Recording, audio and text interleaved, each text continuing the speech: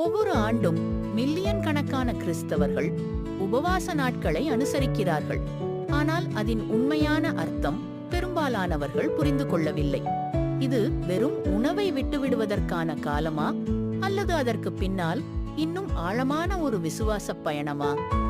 உபவாச நாட்கள் என்பது 40 நாட்கள் பக்தி, தியானம், மனந்திரும்புதல் ஆகியவற்றின் பயணமாகும்.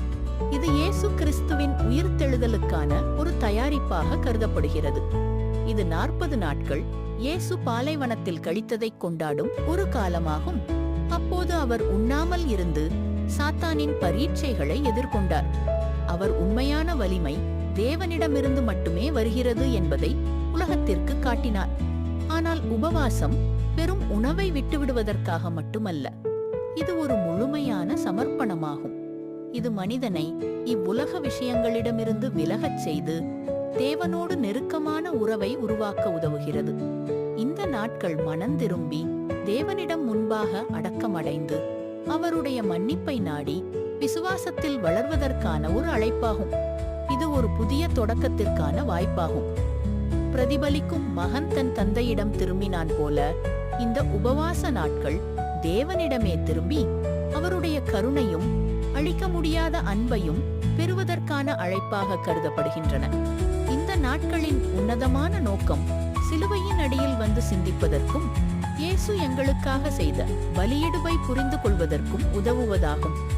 அங்கே அவர் மனிதரின் பாவங்களை தாங்கி அவர்களுக்கு புதிய வாழ்வை அளித்தார். ஆனால் துன்பத்திற்கு பின் வெற்றி உறுதி. கல்லறை காலியாக உள்ளது. இயேசு உயிர்த்தெழுந்தார்.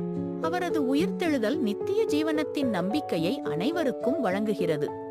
உபவாச நாட்கள் என்பது வெறும் எந்தெந்த விஷயங்களை விட்டுவிட வேண்டும் என்பதை பற்றியது மட்டுமல்ல.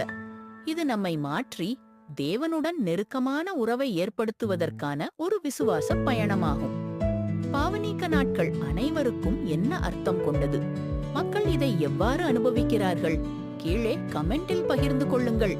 இந்த செய்தி ஆசீர்வாதமாக இருந்தால் லைக் செய்யவும், பகிரவும், மேலும் இறையருள் நிறைந்த வீடியோக்களுக்கு சப்ஸ்கிரைப் செய்யவும்.